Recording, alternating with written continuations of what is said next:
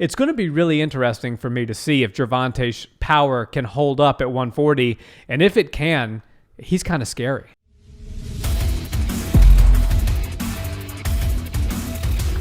What's up, Barnhill family? Welcome back to the channel. Yo. So, big boxing fight this week, Nick. We got Tank Davis, Gervonta Davis, taking on Mario Barrios at 140 pounds. Yeah. Tank is coming in as the challenger here, trying to take the strap off of Barrios. This is a big step up. I mean, Tank has got tremendous power, but he's a small guy. Yeah. When you look at these two next to each other, you can really see the size disparity. Yeah, Tank is known for his crazy power, and, I'm sure it will translate at 140, but he's always been what seemed to be an undersized fighter, even at the 130 and 135 range. So to see him take a serious size disadvantage in this fight, it's going to be different. I think he's going to have to work his way in, which he's really good at doing. He's an inside fighter. He's really good at slipping and getting inside. But he's going to have to do it at a slightly longer range. Yeah. And Barrios, from everything that I've heard about him and seen on him, he's a tough competitor, a really legit 140 fighter, and I think he's a good test for Gervonta Davis at 140. Yeah, definitely. The San Antonio native definitely has his own swag about him. He's very into the Mexican roots. El Azteca is his fight name, loosely translated to the warrior. Yeah. He's a true Mexican warrior, but he's also into punk rock. He wears this jean jacket that's kind of cut off with, patches of the Clash and all that. He's got his own swag. Yeah. He's got his own style, and I like it. I've really enjoyed watching the Showtime All Access series that they've put out. And the biggest takeaway that I can really find from that series is that he's taking this extremely seriously, as you would expect for a marquee fight, especially when you're the champion, where you have a high-profile challenger trying to come take your strap. He's with Virgil Hunter. Virgil Hunter is a Hall of Fame boxing coach, one of the best to ever coach boxers and grow them as their career progresses.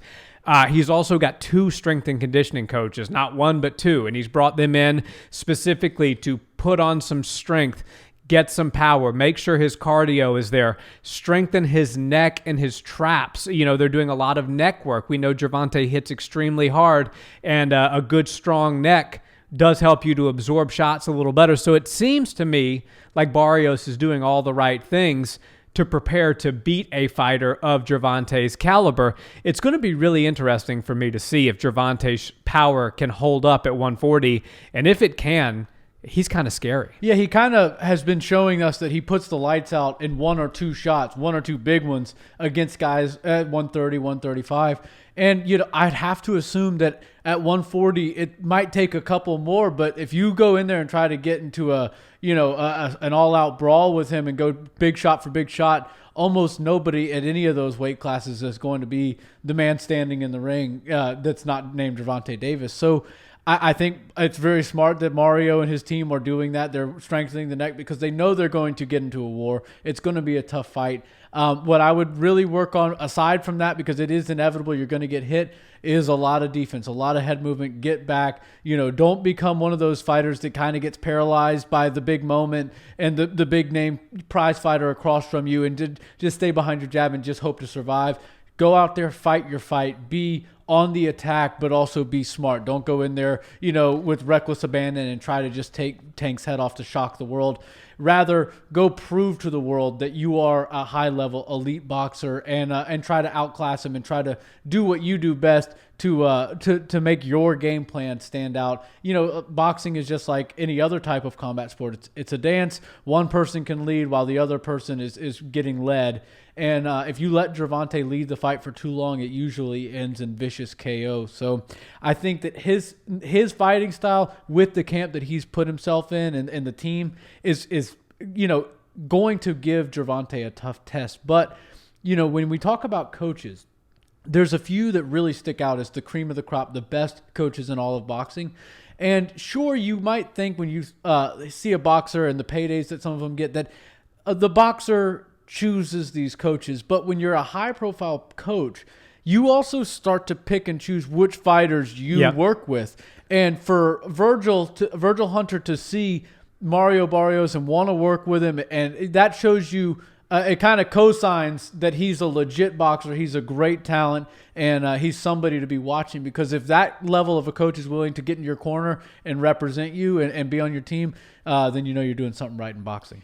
Yeah, that's for sure. And I think you're absolutely right. People have a tendency to be paralyzed by the power of a fighter when they're fighting a power puncher like Gervonta Davis. Right. If you look at, every fight in Deontay Wilder's career up until Tyson Fury, they were almost a little bit gun shy because they knew that power was coming, which allowed Deontay to kind of walk them down without having to throw a whole lot. He could kind of just walk at them and they start to back up, and then boom, he finds his range and he knocks you out. And what we saw is sometimes, and Tyson Fury is substantially bigger than Deontay, and the reason I bring up that as a comparison here is because Mario is probably going to be 15 to 20 pounds heavier than Gervonta come fight night, longer, bigger. He needs to almost get into a bully sort of situation. Yeah. Go in there and make Gervonta fight off his back foot. Go in there, put some jabs in his face. Don't get reckless, because when you get reckless, you go to sleep against Gervonta.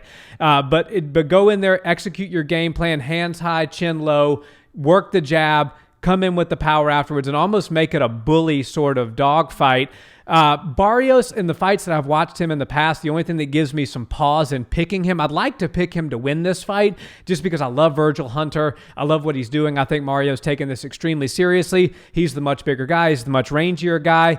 He does get hit a little more often than I'd like to see somebody who's fighting Tank get hit. So for that reason, I'm leaning towards Tank. But this is a very close fight. Yeah, this is really big. And Mexican fighters, they have that style that is so fun to watch. It's arguably the best style of boxing that you can possibly watch. Yeah. But it does lend for taking shots and giving shots. And Gervonta's just one of those guys you don't want to take a bunch of shots from, because he can end your night in vicious KO fashion.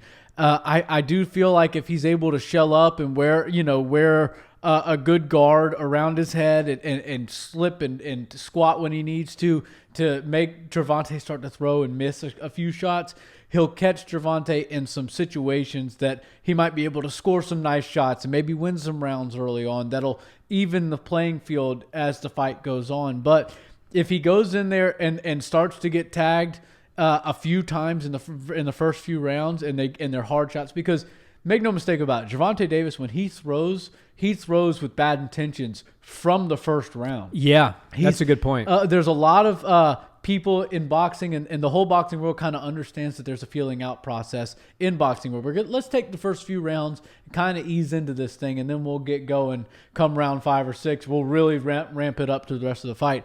Gervonta didn't get the memo on that. He starts, head hunting and body hunting in the first round. And sometimes he's gotten people out of there as early as the first round. So you got to be careful from the second that fight starts until the very end with Gervonta. But I think Barrios is a good match for him.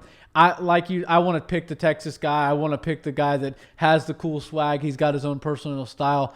But there's something great about Gervonta Davis, and I just feel like Tank is going to get the job done at 140. And I think we're watching the next era of great boxing, and it's going to take place at that 135, 140 weight class, because now you've got Teofimo Lopez, you've got Devin Haney, you've got Gervonta Davis. We'll see Ryan Garcia. Can he rise to that elite status?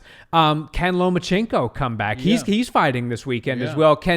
He showed us that when he moved up in weight, he had some problems against Teofimo Lopez. Or is Tank going to run into some of those similar problems, or will Tank's power carry him through?